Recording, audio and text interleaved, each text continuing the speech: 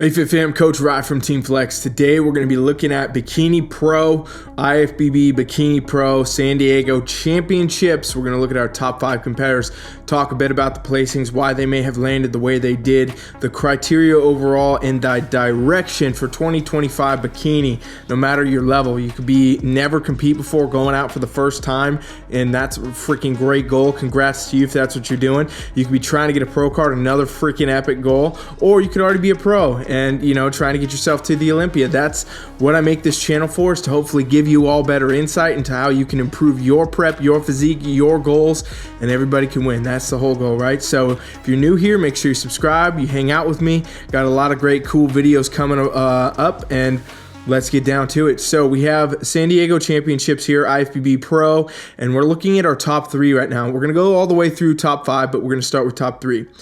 So first, Hu En here, she wins. She wins this whole show, this whole class. Congratulations to her. Then we have Brianna over here, and we have Uliana over here, which if you've been watching the past few videos, we talked about her quite a bit as of late, and here she is again now on the pro stage. So we're going to kind of go through these a little bit and talk a little about the placings, you know, and kind of give you some more insight into direction of criteria here as we go.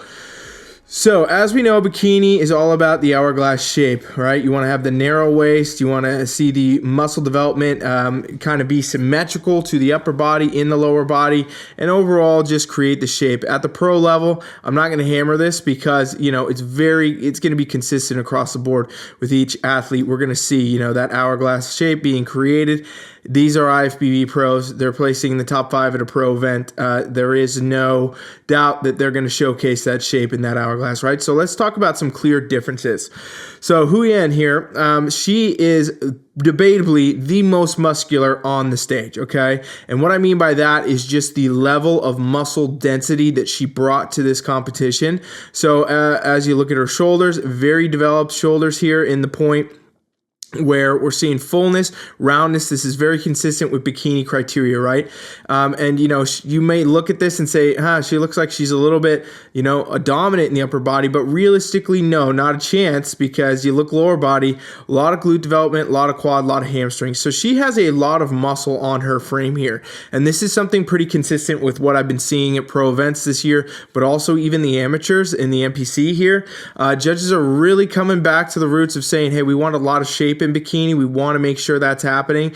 We don't want the mass monster look, right, that can happen sometimes when you get these athletes out here that are just packing on size. We do want to see a lot of shape and a lot of muscle, though, on your physique. And she really has a lot of that look going on because she has that shoulder fullness and a very narrow waist effect here, right? So again, bikini competitors, we've been talking about this. If you want to really nail your look, get that waist narrow. And there's so many ways to do it through different exercises for the transverse abdominis, things like this. You do not get a narrow waist from doing crunches and doing oblique twists and doing this and that, right? It's actually going to be mostly a combination of dieting and then working on your intra-abdominal muscles like your TVA. So one of the big suggestions I give is vacuums. Vacuum is a great exercise to help, you know, control the waist, draw the waist in. There's a whole multitude of other exercises as well, but this season specifically, and you know, it has been the case for years prior, this is going to be a very important thing. Get that waist narrow because that makes the upper body stand out more, increases your V taper, and it really does showcase that well. So she's really rocking that look as far as upper body goes. Lower body, carrying a lot of muscle here, right? You can see the upper glute fully developed. You see the overall glute fully developed. Quads, hamstrings, and everything is there, right? And so she really is bringing like almost an Olympia quality physique to this event, and thus that's how she gets Olympia qualified here and goes on to Olympia this year.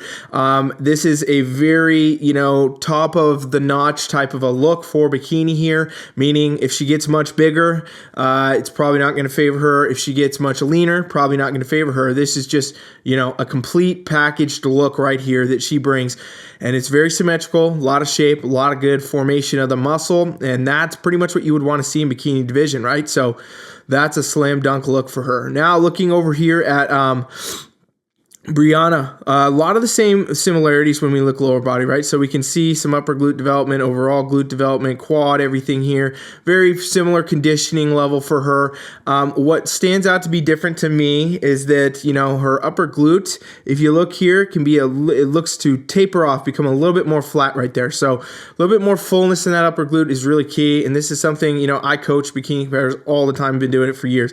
This is one of the number one things that you get as feedback as a coach or as an athlete is, hey, hit the upper glute a little bit more, round out the upper glute a little bit more, do that, you know, because it is such a focus point for judges.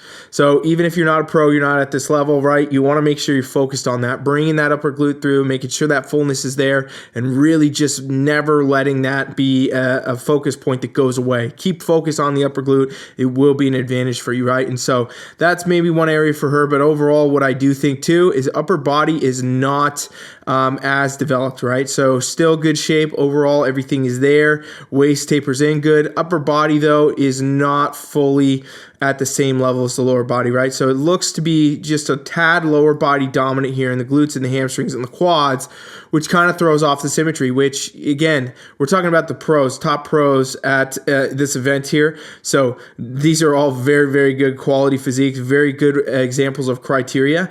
I'm giving you further in-depth insight into how the placings may have landed 1 to 2 to 3 to 5, so on and so forth, right? That's really what we're looking at, and that may be one of the factors where if she can bring up the shoulders just a little bit more to balance that out, that may be the advantage for her, and also kind of hammered out that upper glute just a little bit more. But conditioning-wise, everything else, shape-wise, all very good. Now, over here, Uliana, right? So we've been talking about her quite a bit recently because she went on to do, I think, her first competition because she did True Novice, actually, at the Fit Challenge, I believe. She won that, got the overall there. We talked about her a bit there, compared that to Fit Model. So if you didn't see that video, go back, watch that.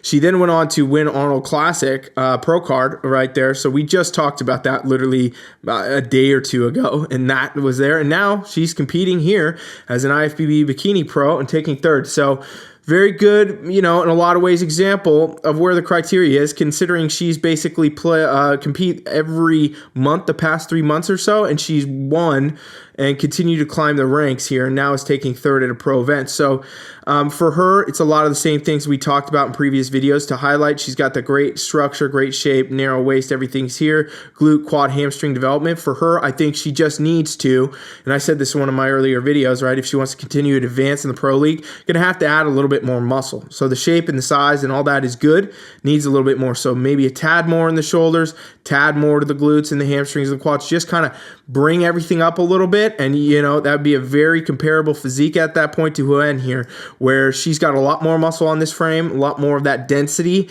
and it's showing through, shaping a lot, you know, more intense than it is on Uliana. And so I think that's a real clear focus point for her. And that would be kind of how she continues to advance that look.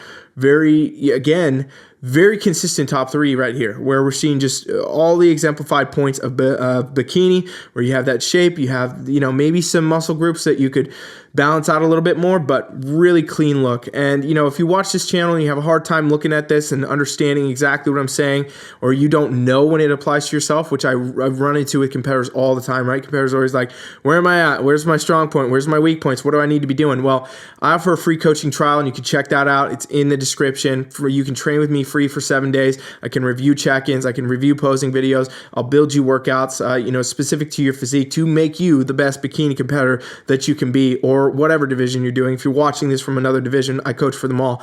But realistically, if you watch the channel, you get anything out of watching the channel, and you're like, I like these videos, I'm getting ideas, I learned something.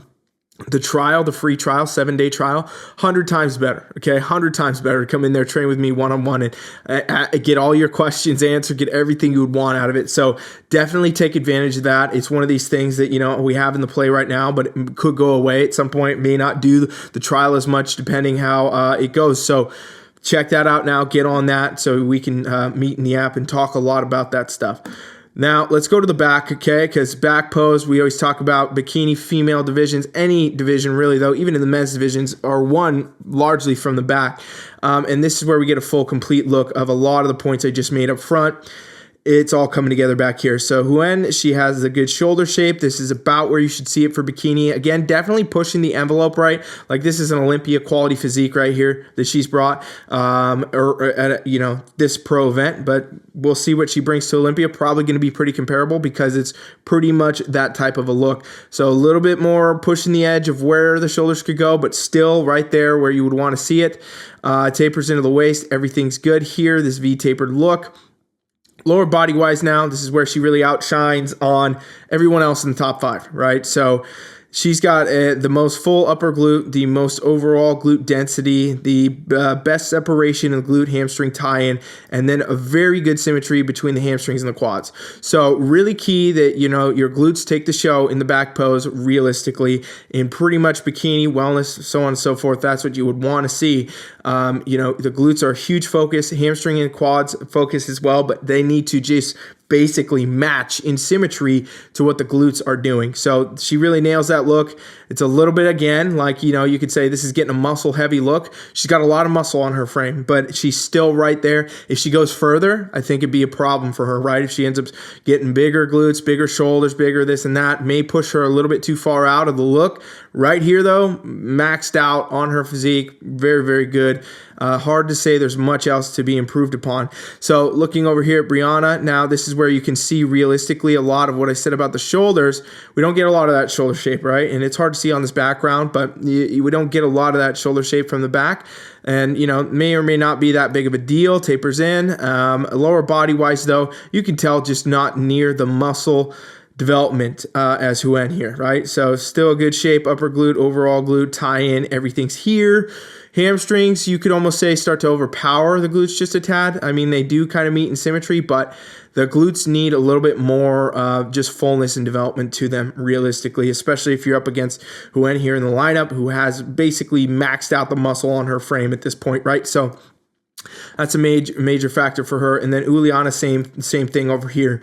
So good shoulder shape, needs more though, a little bit more of that roundness, that fullness, tapers in, and then definitely just again kind of bringing up more of that glute development, getting more of that 3D effect from the glutes, from increasing that muscle size, that muscle density, that muscle hypertrophy. And as we look at this, I want to hear your comments. Drop them in the comments, right?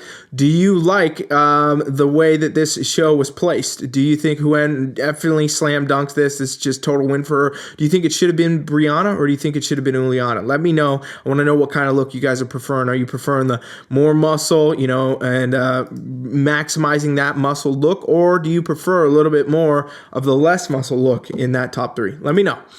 All right, let's go now down to 4th and 5th in this class. So Nedi over here we have, and then we have over here Malu. Okay, so we have 2 more competitors in this group. We're going to leave Huen right in the middle, and we're going to look at 4th and 5th here and just kind of compare a little bit more. And I always leave the winner in the middle just to give you a better insight into really where the criteria is in comparison to a little bit later down the line placings. So here what we see, good shoulder shape overall. A little bit less, right? Obviously, not as much as Huen here. Her waist comes in good. This is good taper. A little bit thicker in the waist, though, and this could be some posing. Could be a little bit, on just in general physique structure.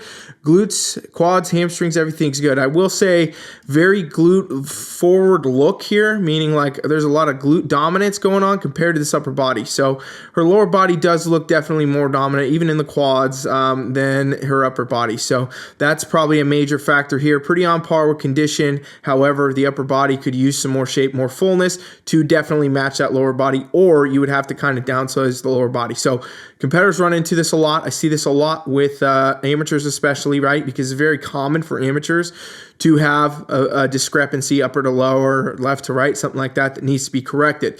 So if that's you, again, you're a perfect candidate for getting on my free trial so that I can tell you, okay, here's what you need to be doing with your training. But realistically, these are just things you'll run into as a competitor as you are a bodybuilder, and you have a lot of things you got to work on to create that perfect look, that symmetry. Let's look over here at Malu in 5th, and what we are going to see is she has basically a lot of the similarities, right? So not as much shoulder development, still good shape. And then lower body wise, good shape overall, but she's kind of like Uliana in this lineup where she just needs more muscle probably overall.